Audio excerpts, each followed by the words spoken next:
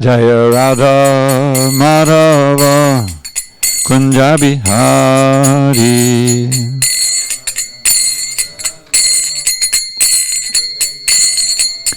Jaya Radha Madhava Kunja Bihari.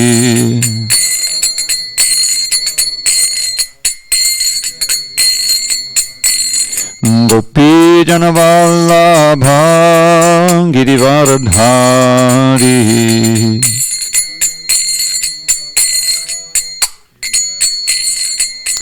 Jaya Gopi Janavallabha Girivaradhari.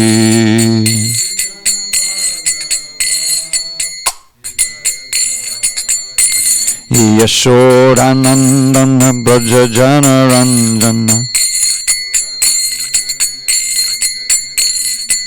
Yashodanandana Braja Janaranjana. Yamuna Tira Vanachari. Yamuna Tira Vanachari.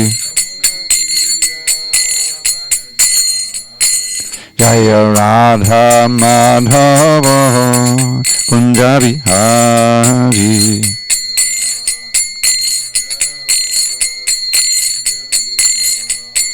Jaya Radha Madhava Kunja Bihari.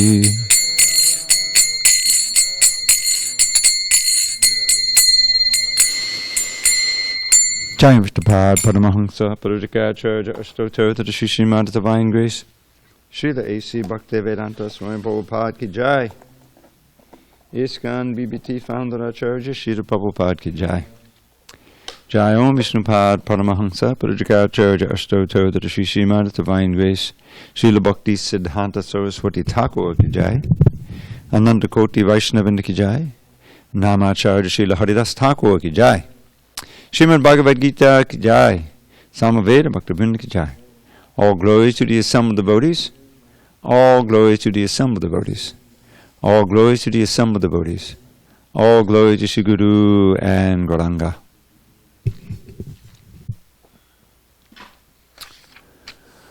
Om Namo Bhagavate Vasudevaya. Om Namo Bhagavate Vasudevaya. Om Namo Bhagavate Vasudevaya.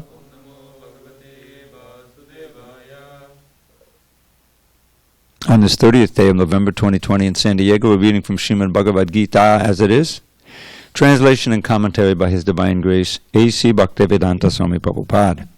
And we are in Chapter 4 entitled Transcendental Knowledge. Page 197, text number 11.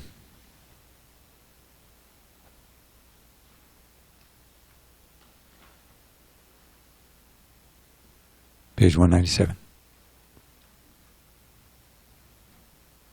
There you go.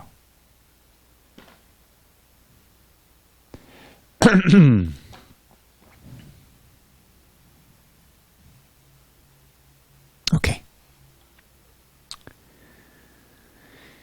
Ye yatamam prapadyante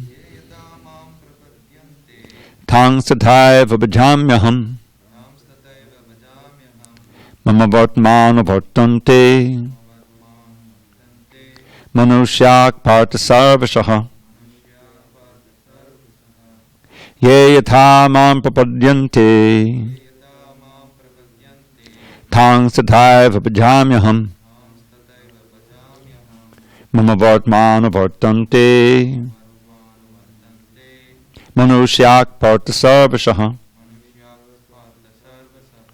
Ye yatamam prapadyante tang sathaiva bhajamyaham mama vartmano vartante manusyak partha sarvashaha. Back to Glenn. Ye yatamam prapadyante tam sathaiva bhajamyaham Mama Vartmana Bhartante Manushak Bharta Sarvashaha Ye Yatamam Papadyante Tangstataiva Bhajamyaham Mama Vartmana Bhartante Manushak Bharta Sarvashaha. Okay, before we continue, Glenn, can you run into the bathroom and just get me some tissues? Because I forgot to bring. Sorry. Okay, word by word meanings. Yea, all who, yata as, mam unto me, papadyante, surrender, tan, them, tata, so, eva, certainly, bhajami, reward, aham, I, mama, my, vartma, path, anuvartante, follow, manushyaha, all men, partha, osana prita, sarvashaha, in all respects. Translation. Oops, I turned it off here. You got some? Where is he? Okay, I'll just stop. I'll wait. Thank you, Boo. That's fine. Sorry, I took left hand. Okay. Translation. As all surrender unto me, I reward them accordingly. Everyone follows my path in all respects, O son of Pita. Purport. Everyone is searching for Krishna in the different aspects of his manifestations. Krishna, the Supreme Personality of Godhead, is partially realized in his impersonal Brahmajyoti effulgence and as the all-pervading Supersoul dwelling within everything, including the particles of atoms. But Krishna is fully realized only by his pure devotees. Consequently, Krishna is the object of everyone's realization, unless anyone and everyone is satisfied according to one's desire to have him. In the transcendental world also, Krishna reciprocates with his pure devotees in the transcendental attitude, just as the devotee wants him. One devotee may want Krishna as Supreme Master, another as his personal friend, another as his son, and still another as his lover. Krishna rewards all the devotees equally, according to their different intensities of love for him. In the material world, the same reciprocations of feelings are there, and they are equally exchanged by the Lord with the different types of worshippers. The pure devotees, both here and in the transcendental abode, associate with him in person, and are able to render personal service to the Lord and thus derive transcendental bliss in his loving service. As for those who are impersonalists and who want to commit spiritual suicide by annihilating the individual existence of the living entity, Krishna helps also by absorbing them into his effulgence. Such impersonalists do not agree to accept the eternal blissful personality of Godhead. Consequently, they cannot relish the bliss of transcendental personal service to the Lord, having extinguished their individuality. Some of them, who are not firmly situated even in the impersonal existence, return to this material field to exhibit their dormant desires for activities. They are not admitted into the spiritual planets, but they are again given a chance to act on the material planets. For those who are fruitive workers, the Lord awards the desired results of their prescribed duties as the Yageshwara. And those who are yogis seeking mystic powers are awarded such powers. In other words, everyone is dependent for success upon his mercy alone. And all kinds of spiritual processes are but different degrees of success on the same path. Unless, therefore, one comes to the highest perfection of Krishna consciousness, all attempts remain imperfect, as is stated in the Srimad Bhagavatam 2.3.10, or on page 198. 198. 2.3.10. Akama sarvakamo va mokshakama hodada dihi tivrena bhakti yogena yajeta purusham param. Whether one is without desire, the condition of the devotees, or is desirous of all fruitive results, or is after liberation, one should with all efforts try to worship the Supreme Personality of Godhead for complete perfection, culminating in Krishna consciousness. Om Jnana Timarandasya Jnanandjana Shalakaya Chakshu Unmidatam Mena Tasmai Shri Gurave Namaha. I was born in the darkness of ignorance, but my spiritual master Srila Prabhupada opened my eyes with the torchlight of knowledge. I offer my humble obeisance unto him and all members of Sri Parampara. So let's look at the context again. Krishna has explained his speaking of the Bhagavad Gita many, many years ago to the sun god. He's indicated he's speaking it again to Arjuna because Arjuna is his devotee and friend. And Krishna has noted that due to the force of time, the science as it is becomes lost. And that's the effect, there's always the effect in the material world. And so he needs to start the parampara again, so he's choosing Arjuna and he's speaking the Bhagavad Gita. Arjuna had some doubts because he was, covered over by Krishna specifically. And he wanted an explanation how Krishna could have spoken to the sun god because they were contemporaries. So Krishna explained his appearance in this material world in several verses. That Krishna doesn't forget like we do. He appears in many different bodies, in many different situations, but he's completely cognizant of all of them, of every situation. So he remembered, but Arjuna didn't. Arjuna also was a friend. He's going with him wherever Krishna appears, but he forgot. So Krishna appears by his own sweet will. Unlike us, we're forced to appear according to our karma. But Krishna says, Atma Maya, by my internal energy I appear, by my own will. Whenever he wants to, he appears on schedule. And what does he do? Why specifically does he appear? When our dharma becomes prominent. Yadayadahi dharma saglani. The dharma saglani means discrepancies in the execution of dharma. Why does he care? Because he has attachment for us, love for us eternally. Where we forget, he doesn't forget. So we're his children, we're wayward, so he's trying to... The only way back is Sanatana Dharma. So he needs to reinstitute that personally, or send his representatives, or his books, or other expansions. So he explains his appearance, and when he does, he protects the devotees, he annihilates the demons, he reestablishes Dharma. Anyone, Janma Karma Chame Divyam, this text 9, we read last time, anyone who understands in truth my divine nature of my birth and activities will come back to me. Chaktvadeham punarjanma naiti, doesn't take another birth in this world but comes to me, mameti. And then Krishna explained, remember this nice purport in text 10, where there's why don't people surrender to Krishna? Raga, Bhaya, and Krodha. Material attachment, fear of personality again, the impersonalists, or anger at being cheated and wanting to just merge into the void, like the Buddhists. So, if they give that up, then they take shelter of Krishna, and by austerity and purification, they attain love for me and come to me. So then the present verse. A very important verse. Yeyatam apabhadyante tam tadaiva bhajamiham.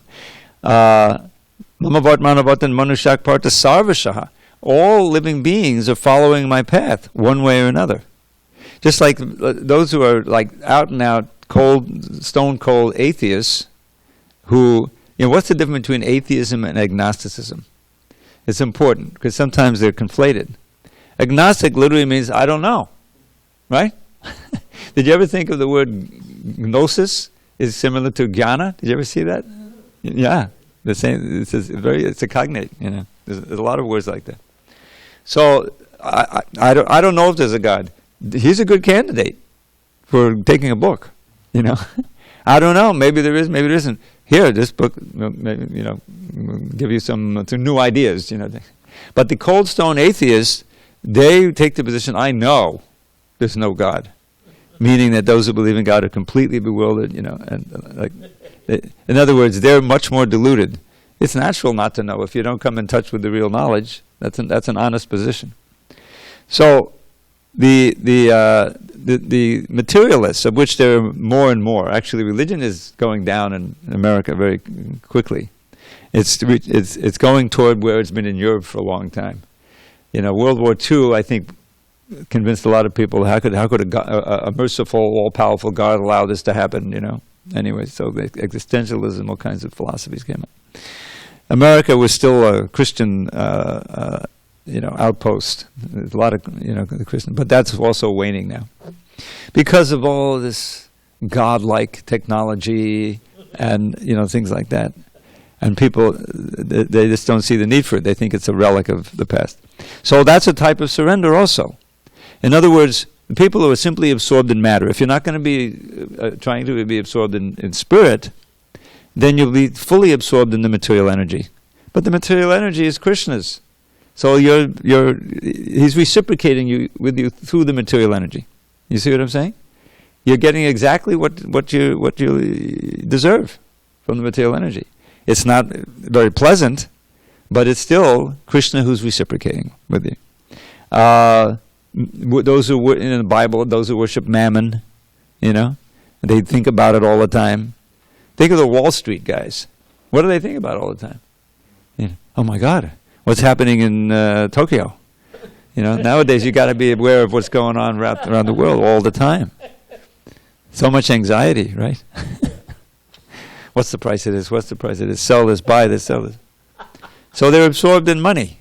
That's Krishna's energy. That's Lakshmi. But what do they get? They get their reciprocation, which is a lot of anxiety, another birth, because they're not relating to Krishna personally. So this also pertains to us. As we proceed in our devotional life,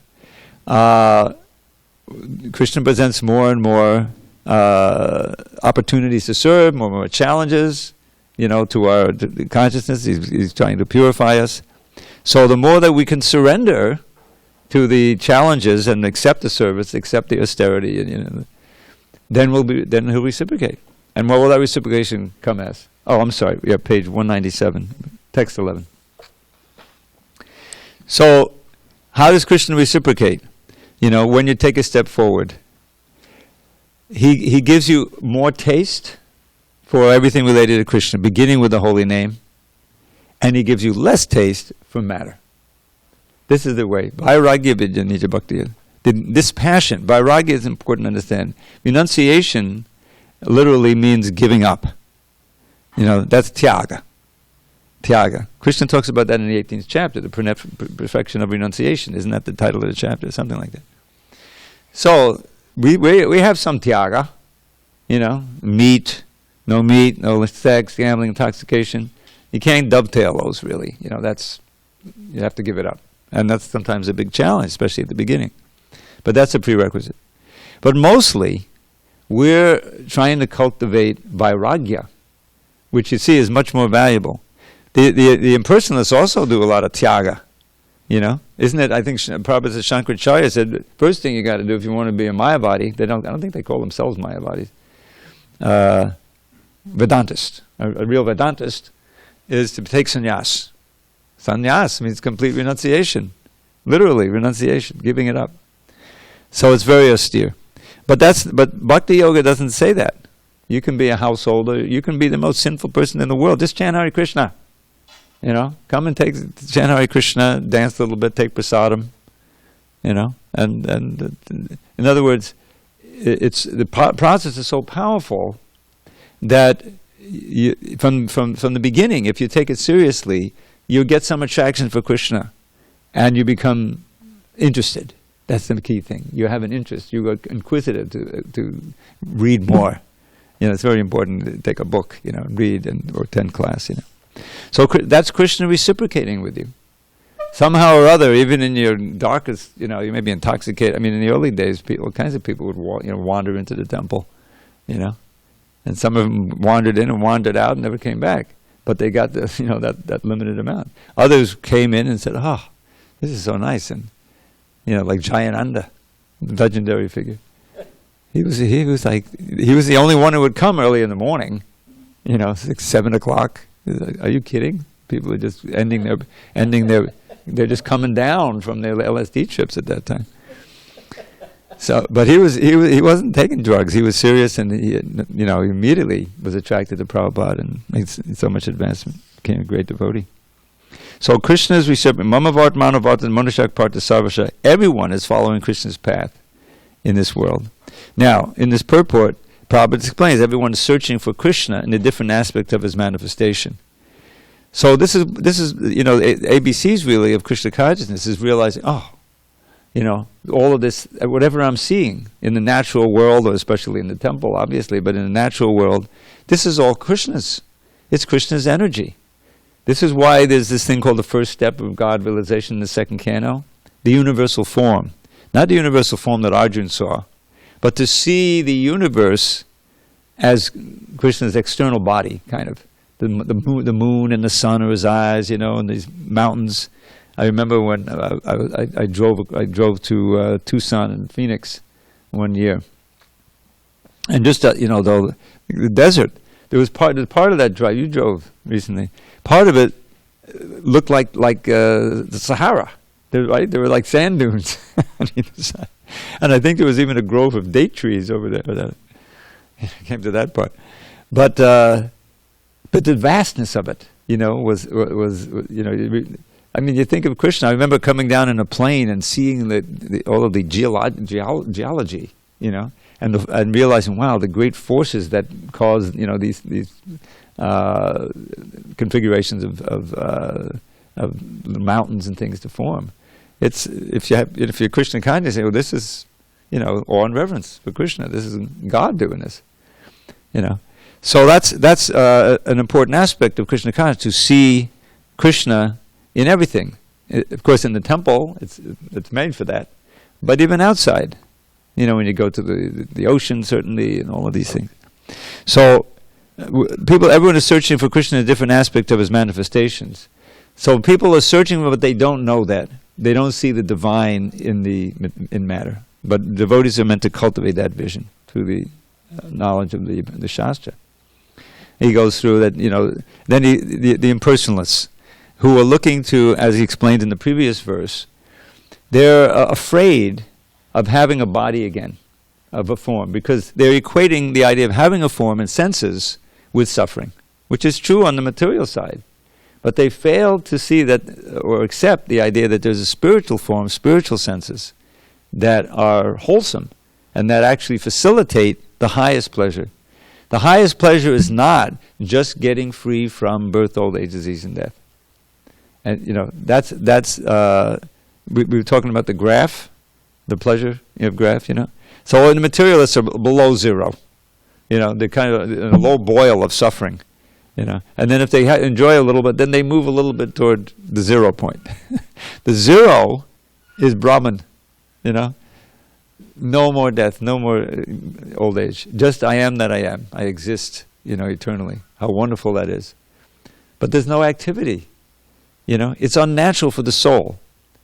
We're part and parcel of Krishna. Krishna's a person. He's a supreme person. We are ultimately spiritual persons with spiritual senses, spiritual desires, spiritual activities. That's covered now by our material mind, intelligence, and senses. But it's not eradicated. And the natural state is to reawaken that. That's really mukti. That famous line from the Bhagavad Gita, which is a challenge to the impersonalists, because they're like the experts on mukti. That's their goal.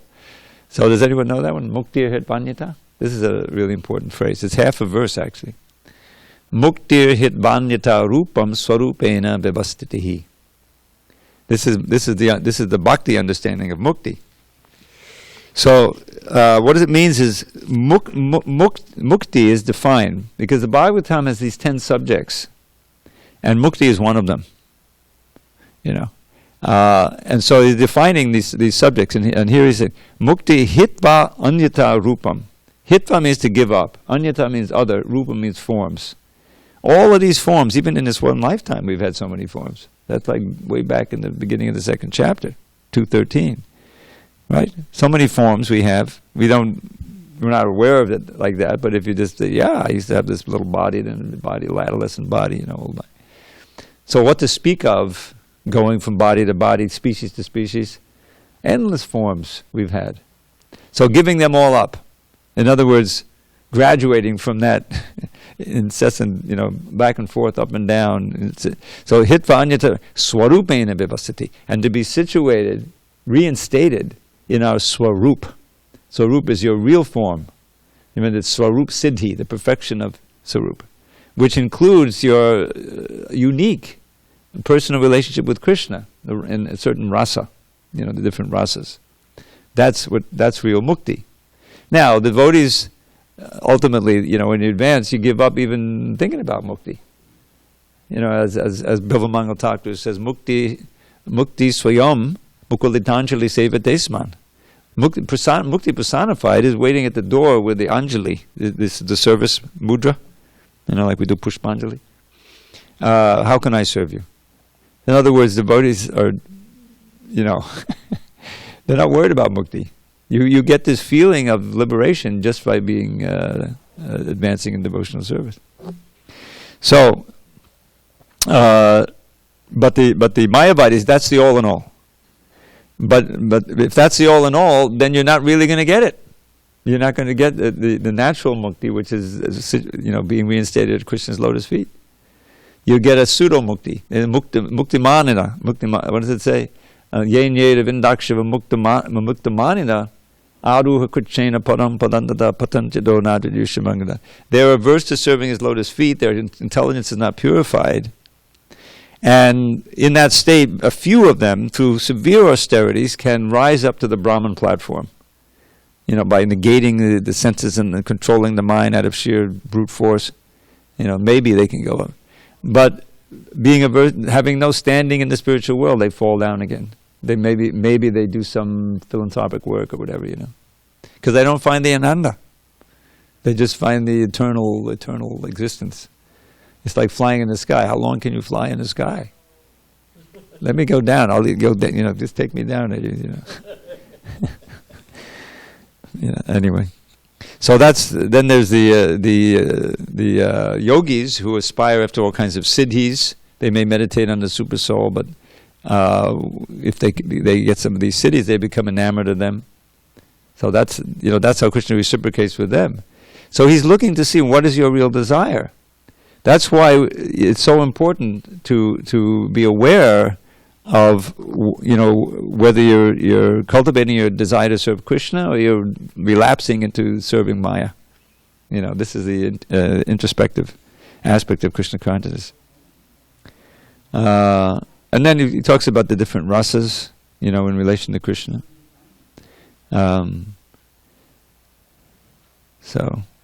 then this very important verse he quotes from the second canto, Akama Sarva Kamo Va. This verse appears after a whole list of demigods that Shukadeva Goswami recommends if you want certain things. If you want to have a very strong body, and attractive to the opposite sex, you worship Indra. If you want to get a good wife, you worship Uma, I think. If you want health, you worship Surya. There's a whole list. But then at the end he says, Akama Sarva Kama Va. If you're free of all desires, or you have all kinds of desires, or you want moksha, right? Moksha kama, udara di. Notice it's all kama, except for the first one, akama, So no matter what your situation, if you're intelligent, udara di, tivrena bhakti yogena, not some superficial service, but intense. Tivrena means intense. It actually describes, I think, sunshine, very powerful sunshine. Tivrena bhakti yogena yajeta purusham param. You perform bhakti yoga, worshipping the Supreme Person. So the idea is that Krishna, no matter what your situation, it's auspicious to worship Krishna. And you'll get what you need and what will be satisfying to you, rather than what you think you want, which is actually harmful for you. This is the whole idea. Wanting something from the demigods ultimately keeps you bound in this material world. Krishna will explain that in the 9th chapter. And so that's one of Maya's tricks. That was why Vyasadeva was not satisfied, because he'd done so much with karma kanda, thinking, well, there'll be some Vishnu worship in there, they'll advance, But that's not going to work, especially in Kali Yuga. We need full-on Krishna consciousness. That's the only hope. Chanting and dancing, Hare Krishna. So that's, if we want to be intelligent, we should worship Krishna, even if we're full of all material desires. And then those material desires will be satisfied in a way that's not detrimental to our Krishna consciousness, and mostly they'll be given up. And you realize, what a relief, FOMO. Isn't there a FOMO thing? Fear of missing out? I mean, I think people look at us and say, well, you guys, you're missing out. Aren't you like completely FOMO? You know? And they say, no. That's it. I mean, I've been doing this for, almost 50 years. And I'm so glad I missed out on so many things, I look at, so Prabhupada saved me from the whole drug madness in the 70s and 80s and all that. I would have never made it. I'm just trying to do my own thing, And so many, I don't even know, I've completely lost contact with the people I used to hang out with, But I could see the way they were going, and it was not wholesome, it was not healthy. So many casualties. You think, oh, this is what everyone's doing, and then what happens? You do damage to yourself. Get into some drugs or alcohol. You're damaging your precious brain, which is really what differentiates us from the animals. And then it becomes that much, even if you come in contact with Krishna consciousness, it becomes very much more difficult to regularly practice. Because you're injured, you've got so many things going on. So yeah, I missed out on a whole lot of suffering. And I'm not sorry I did. That's the wonderful thing about Krishna. Just chanting Hare Krishna could be so satisfying. So satisfying. If you really get absorbed in the holy name, it's all there, And the world will go on and do its whole thing, And you just unplug from it. It's not you don't feel that, oh my God, what am I missing? You're happy you're missing out on all that craziness. So, all right, any questions on this verse? Krishna will reciprocate as we approach him. That's a very important point. All right, let's go on. Text 12. Kanchanta karmanang siddhim yajanti hiya devata chipram himanushe loke siddhim bhavati karmaja. Men in this world desire success and fruit of activities, and therefore they worship the demigods. Quickly, of course, men get results from fruit of work in this world. Purport: there is a great misconception about the gods or demigods of this material world, and men of less intelligence, although passing as great scholars, take these demigods to be various forms of the Supreme Lord. Actually, the demigods are not different forms of God, but they are God's different parts and parcels. God is one, and the parts and parcels are many. The Vedas say, Nityo Nityanam, God is one. Ishvara Parama Krishna, the Supreme God is one, Krishna, and the demigods are delegated with powers to manage this material world. These demigods are all living entities, Nityanam, with different grades of material power. They cannot be equal to the Supreme God, Narayan, Vishnu, or Krishna. Anyone who thinks that God and the demigods are on the same level is called an atheist or Pashandi. Even the great demigods like Brahma and Shiva cannot be compared to the Supreme Lord. In fact, the Lord is worshipped by demigods such as Brahma and Shiva. Shiva Vidinchi Nutam. Yet curiously enough, there are many human leaders who are worshipped by foolish men under the misunderstanding of anthropomorphism or zoomorphism. Ihadevata denotes a powerful man or demigod of this material world. But Narayan, Vishnu, or Krishna, the Supreme Personality of Godhead, does not belong to this world.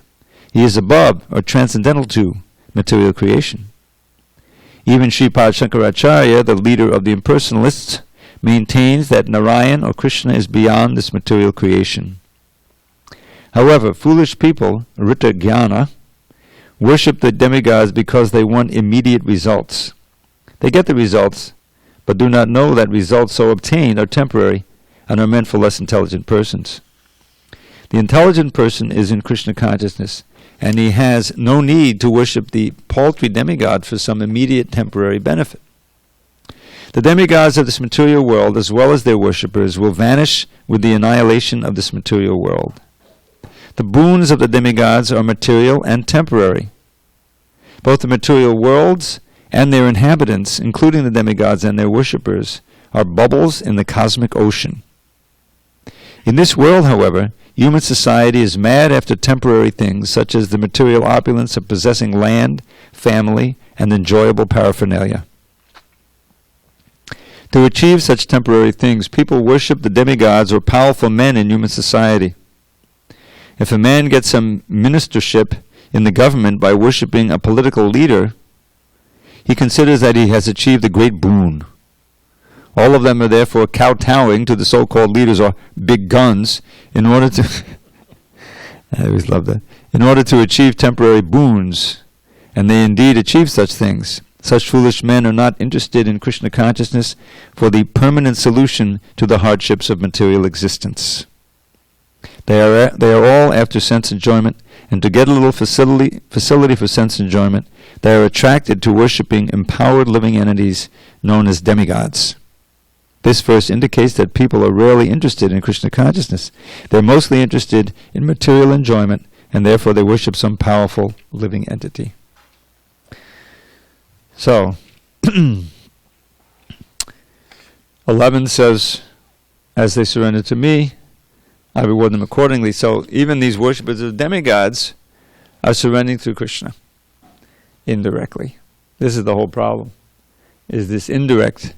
When you're looking to manipulate the material energy to get some benefit, which is like basic philosophy of this whole society, you're still worshipping Krishna, through the material energy.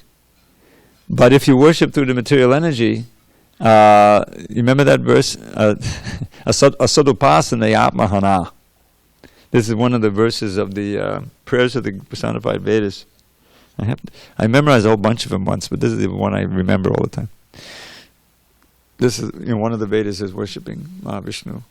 Tvadandupatam kurlayami dhamapmasodit priyavat chadatittaton muketvihi te priya atmanicha napadadamandaho asadupasana yatmahano yadunashaya brahme urubaye kusharirivata. So, my dear Lord, this human form is perfectly suited for worshipping you. And when one does so, then the body itself becomes his best friend. And it's like paraphernalia for worship. And on your side, you as a super soul, you're guiding the worship, and there's a very nice relationship going on.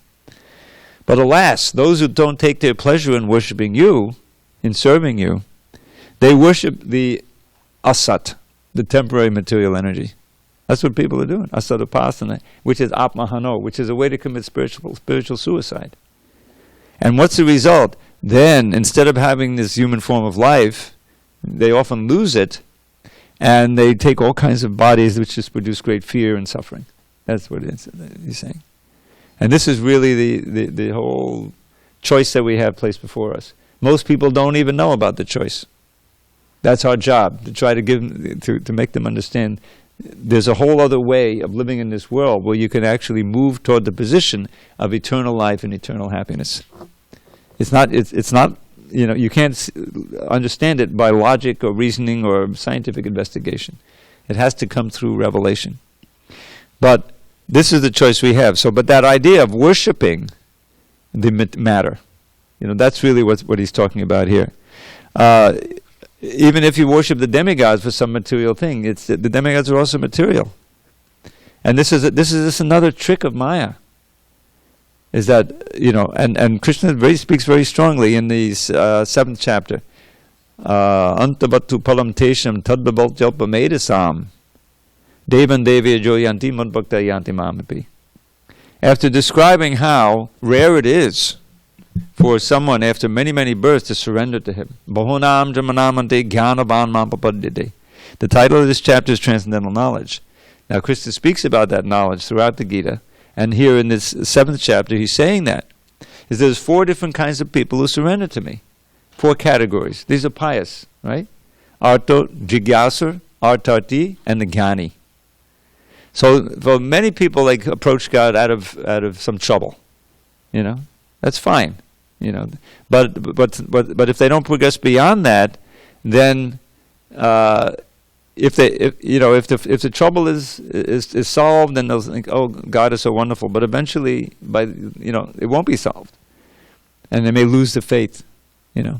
So it's not a very advanced platform. Those who are curious That's good. Artarti, those who want something material, that's kind of basic platform. At least they're approaching God. But the real one that Krishna says is very dear to me are the Gyanis, those who have some knowledge and want to increase that knowledge and really approach my representative. So then he says this famous verse, Bahunam Jamanamante Gyanavamam Papadyate. Vasudeva Savmitis Mahatma. After many, many births of cultivating knowledge, those who are truly in knowledge, what do? Anyone remember? Surrender to me. Yeah. Why? Because they know that Vasudeva is everything. In other words, I may be everywhere I look is Vasudeva. Vasudeva is already some Mahatma. Such a Mahatma is very rare. Then he gives a contrast. He does this all the time in the Gita. Kamais taistai rita jnana. He's talking about knowledge. Those who have real knowledge surrender them to me. But those whose knowledge has been stolen away by all these material desires. Kamais taistai, very material desires. Rita jnana. You remember how this echoes the end of chapter 3? How your kama covers your knowledge. So all varieties of material desires, then it obscures any spiritual knowledge you can have. So as a kamais taista riddhigam papadyante anya devata, they the ones who worship the devatas. If they're, a little bit, intelligent, there's devatas. But then they're caught in the trap. Anya devata, they don't worship me. They worship those devatas to fulfill these material desires. Kamais taista riddhigam papadyante anya devata. Kamais taiste riddhigyana papadyante devata tangtan niyamamastaya prakritya niyataksvaya. Controlled by their own natures. Which demigod are they going to worship? They're all in different modes of nature. Right? They can worship Durga and animal sacrifice, they can worship the sun god, they can Indra, whatever. So but we're worshipping, the motive is something material. That's the thing. So then he goes on. It says, Yang yam vapi smarang bhavam. No. Yo yanyam tunu bhakta shraddayachita michati tasatachachalam shraddham tamai vavadadhamyam. Whatever you want to worship, and in some culture far from the Vedic culture, you worship some trees, some ghosts, and whatever, Whatever you want to worship, I'll make that faith strong. You'll worship, And then whether you get something from that God or you think you get something from that God, it's all coming from me. Whatever you get in that worship. Yo yam tunabhakta shraddayachita michati tasitachachalam shraddham. I'll make that faith strong. And then sataya shraddaya yukta. So we're equipped with that faith. You worship, very sincerely, ardently. Maybe there'll be thousands of people doing it. It may be a whole cult. Whatever you get or think you get from that worship, it's coming from me. And so then he concludes this lesson on the foolishness of worshiping the gods, because he's saying that right here. So andavatu palam tesham tadbhavalt yalpamadasam. Who knows what alpamadasam is? Yeah. Those who have small intelligence, probably always have the brain substance, not too smart. Their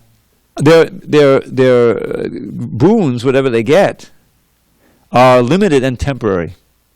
Antavat, this is the big thing. As devotees, as aspiring transcendentalists, we should be, looking toward the eternal.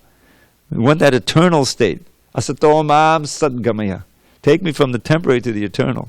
Well, as soon as you start worshiping the demigods for some boon, you're completely in the grip of the temporary. You're selling out. So he says, Andavatu palam tesham. The fruits are temporary. Tadbhavalt yalpamadasam. Only those who are foolish will aspire for such fruits by worshiping the demigods. And then he concludes with an echo from the 9th chapter, actually. Devan devijo yanti mudbhakta yanti mamapi. Those who worship the gods, go to the gods. But that's not back to Godhead. That's the demigods. That's the material planets which you eventually fall down from, as he explains. You haven't made any progress. You postponed for the millionth time. So here he's saying something similar. Is that many people, they worship the demigods for some material purpose. And chiptam himana siddhi bhavati karmaja. Quickly, of course, men get result from fruit of work in this world. So yes, there's some result, but that result, is binding you here because it's not, it's a material, it's sense gratification. It may be going to some heavenly planet, it may be getting some boon here on this earth, but all it does is keep your attention on the temporary. And so, Krishna doesn't recommend that, obviously. So what does he recommend in the 7th chapter? Sharirayuktas tavat avyaktam vyaktamapannam manyate mama buddhya padamba majanato mamavyam anuttamam. Those who are foolish think that the impersonal is the absolute that I've manifested from the impersonal. He goes on. The 7th chapter is very important. So there's all kinds of ways in which Maya can allure us into deviating away from Krishna, because Krishna consciousness, it's kind of a razor's edge. If you allow yourself to be attracted by the material energy, then Krishna consciousness can look like frustrating, waste of time. How do I ever get sucked into that? I could have been doing this, could have been doing that. You can get into that if you allow yourself to be covered. This is Maya's trick. So that's why the sadhana is so important. The regulation is so important, and being vigilant as to where you're letting your mind go. You're not letting yourself get sucked in again by the material energy. But if we are careful and we chant, our rounds nicely and follow the principles, then there's a certain basis of attraction to Krishna that is our real protection. Krishna reciprocate, but we have to be determined. Enthusiastic, determined, patient in the matter of performing all the activities of Krishna consciousness, and giving up the association of non-devotees, following in the footsteps of great devotees. Okay, any questions on those points? Okay, we're getting one more. We'll get into Varnashram here. Text 13. Chaturvarnyam maya srishtam gunakarma vibhagashaha tasya kartaram apimam vidyakartaram abhyayam. According to the 3 modes of material nature and the work associated with them, the 4 divisions of human society are created by me. And although I am the creator of this system, you should know that I am yet the non-doer, being unchangeable. Purport. The Lord is the creator of everything. Everything is born of Him, everything is sustained by Him, and everything after annihilation rests in Him. He is therefore the creator of the 4 divisions of the social order, beginning with the intelligent class of men, technically called Brahmins, due to their being situated in the mode of goodness. Next is the administrative class, technically called the Kshatriyas, due to their being situated in the mode of passion. The mercantile men, called the Vaishyas, are situated in the mixed modes of passion and ignorance, and the Shudras, or laborer class, are situated in the ignorant mode of material nature. In spite of His creating the 4 divisions of human society, Lord Krishna does not belong to any of these divisions, because He is not one of the conditioned souls, a section of whom form human society. Human society is similar to any other animal society, but to elevate men from the animal status, the above-mentioned divisions are created by the Lord for the systematic development of Krishna consciousness. The tendency of a particular man toward work is determined by the modes of material nature which he has acquired. Such symptoms of life, according to the different modes of material nature, are described in the 18th chapter of this book. A person in Krishna consciousness, however, is above even the Brahmins. Although the Brahmins by quality are supposed to know about Brahman, the Supreme Absolute Truth, most of them approach only the impersonal Brahman manifestation of Lord Krishna. But a man who transcends the limited knowledge of a Brahman and reaches the knowledge of the Supreme Personality of Godhead, Lord Sri Krishna, becomes a person in Krishna consciousness, or in other words, a Vaishnav. Krishna consciousness includes knowledge of all different plenary expansions of Krishna, namely Rama, Nrsimha, Varaha, etc. and as Krishna is transcendental to the system of divisions of community, nation, or species. So, this is a big topic which we don't have time to get into right now, but this organization of society in this Varnashram system, this is also part of Krishna's plan for the elevation of society. And each of us has certain propensities, psychophysical nature, and we are attracted to a certain quality of work according to our God-given guna and karma. So in every society, whether they're called Brahmana, Kshatriya, Vaishya, Shudras, there's an intelligent class, there's a warrior class, a manager class, those with the charisma who are leaders of man, and then there's those who are Vaishyas, the farmers, the mercantile men, bankers, traders, people who create wealth, and the manual laborers, which I think is the largest class. People who are just good with their hands, So you'll find them everywhere, but it doesn't have any meaning unless Krishna's in the center. Atak Pumba Dvida Shrestha Varnashrama Vibhagasha Swanustitasya Dharmasa Sangsadi Haritoshanam. That this Varnashram system is meant for satisfying Vishnu. Sangsiddhi Haritoshanam. Perfection is to satisfy Hari. So when that center is lost, then it turns into the caste system, and you have the upper classes trying to lord it over the lower classes, and in other words, India. and the center is lost. When the center of the purpose is lost, naturally everything becomes corrupted.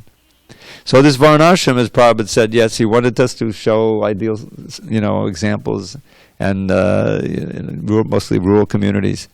But he said many times it's hopeless to try to reinstitute that worldwide in society today. Although we can show the real thing is to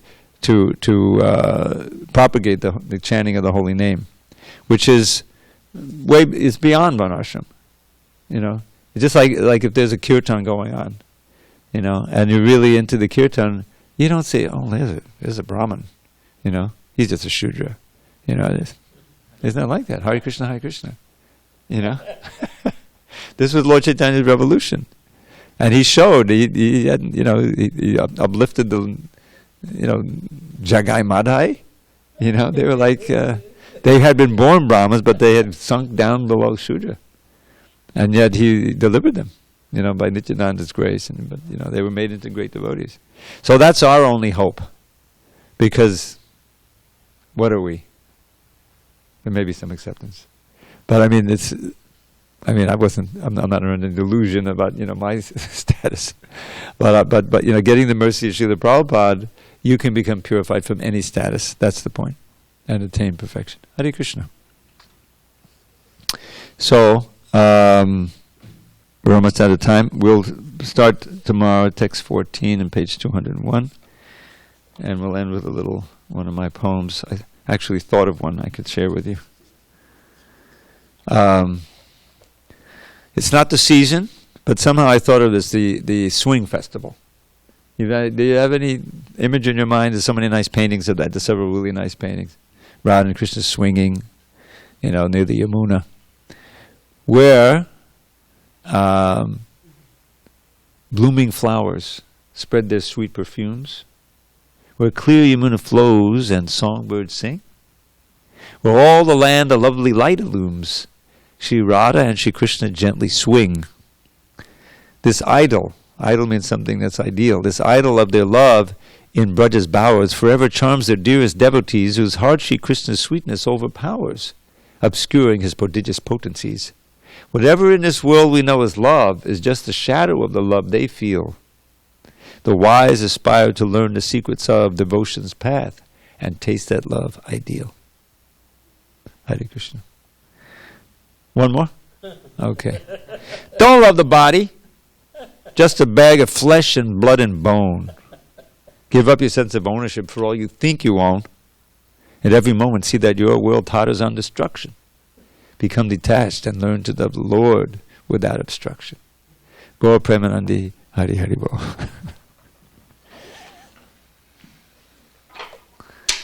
Hare Krishna.